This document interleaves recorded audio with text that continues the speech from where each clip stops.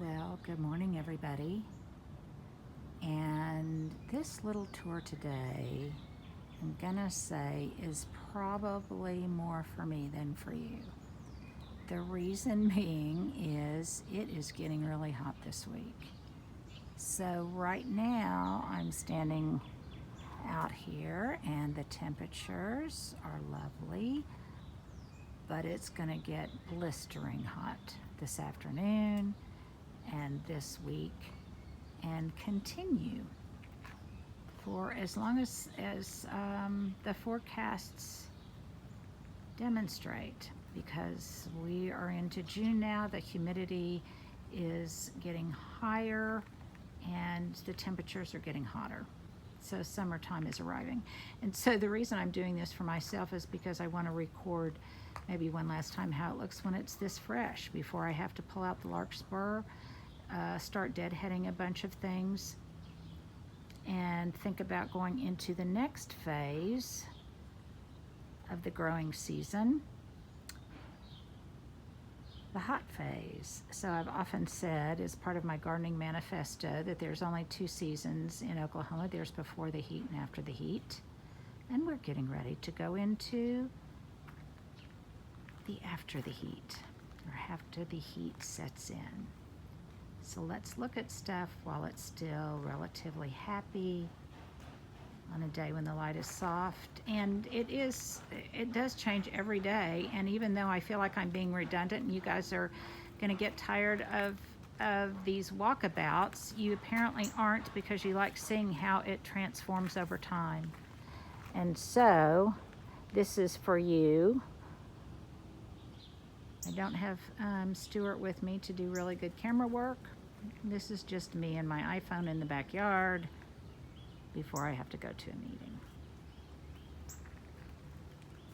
And really, the Larkspur has been exceptional this year. Really exceptional. So happy. I am going to miss those airy tufts of blue that have just sprouted up absolutely everywhere. So you guys ask what happens after the Larkspur is done blooming. Well, I leave some of it to dry and go to seed, scatter some seed, and the others starts to turn yellow and I pull it out. There is some kind of activity going on over there in the Nandina. Maybe you can see there's birds in there kind of preening. The Annabelles are out, beautiful white, look pretty against the pink geraniums. I know this is all stuff I've showed you before, but it really is beginning to about peak. And as sad as I will be to see the Larkspur go, I will be happy to have access to my bench again and have more of a clean and tidy look. It's looking a little bit overgrown right now. Just another phase of the garden. This corner over here, oh, I did some changes. I had a topiary in here, you guys, a Eugenia topiary, and I removed it because I just didn't find the silhouette pleasing anymore. I'm not sure where I'm gonna put it, but I filled this concrete planter now. This is a tuteur from Gardener's Supply, and it will eventually support some dahlias, some white dahlias I have planted in there. So this is filled with white geraniums, white million bells, some white perennial gypsophilia. What else is in there? A little bit of germander. And it will continue to evolve over time.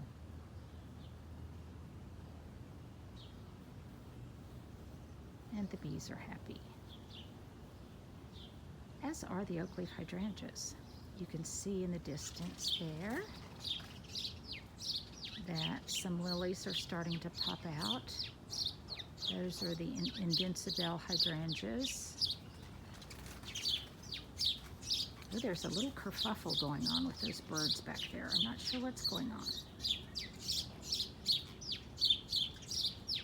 Lots of activity. in the garden today. Here's something that I have started to do to make my life a little bit easier. I started it this season, and that's I just take a lightweight table and I just place it where I'm working, and it becomes basically a stationary spot while I'm in that area where I can just put my pruners, all my garden tools, my garden gloves or whatever, so that they're not on the ground. I don't lose them amidst all of the foliage. And then this table is just lightweight, and I just move it then to the next spot that I'm working in the garden. I also don't have to bend over quite as much, which is nice. Saves my back. All of this Veronica just looks beautiful. Pollinators love it. And it has self-seeded everywhere. There's a bunch of it on the other side that's getting ready to come into bloom. I've done a little bit of work in this corner. I'm not quite finished. When I get to that point, I will show it to you. There's my dried allium heads in the back. And then one thing I have really noticed and am so pleased with, because you never know when you make a dramatic change if you're going to like the results or not. But if you have followed me for a while, you know that I used to have an arbor where those two posts with the finials are now. And I did a lot to open up this space. And now I really like this area being so much more open. I can see through to the potager so much better than I could in the past. It just really opens up this whole area, and I think makes the space feel so much larger, less claustrophobic.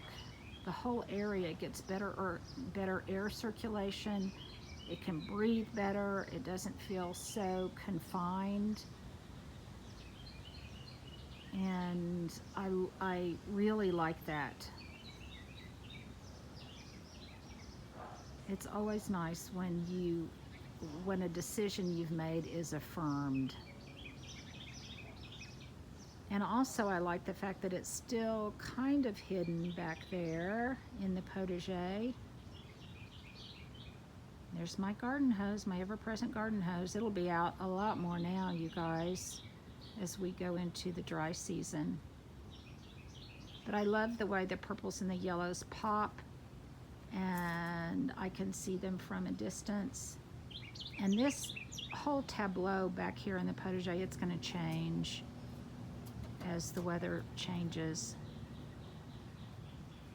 The poppies are pretty much done. I've got a couple more allium seed heads that I need to remove.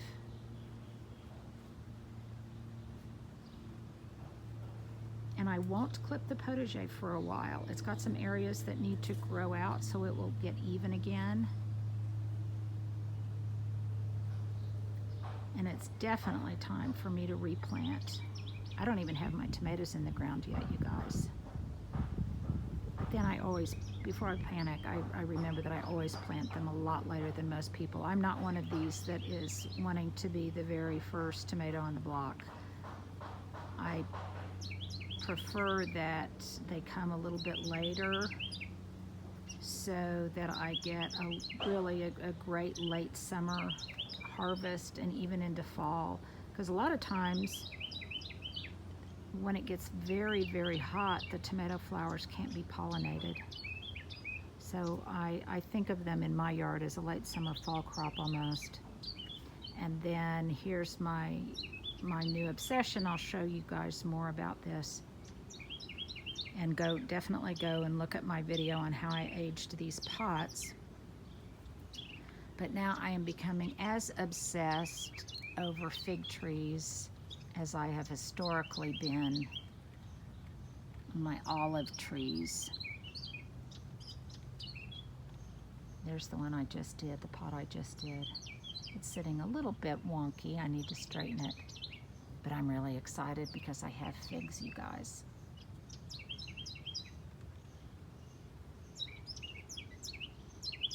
So that's what's going on in my garden today. I've got some wonderful garden tours coming up. A friend of mine's garden coming up for this weekend. So make sure that you guys subscribe and allow notifications so you'll know when it comes out, because this is one of the most charming gardens in Oklahoma City, one of my very favorites, and a good model for probably how I would do another garden if I left this one and recreated another one here in Oklahoma City. It's got wonderful tips, lots of pointers that you guys can steal. Happy Tuesday, everybody.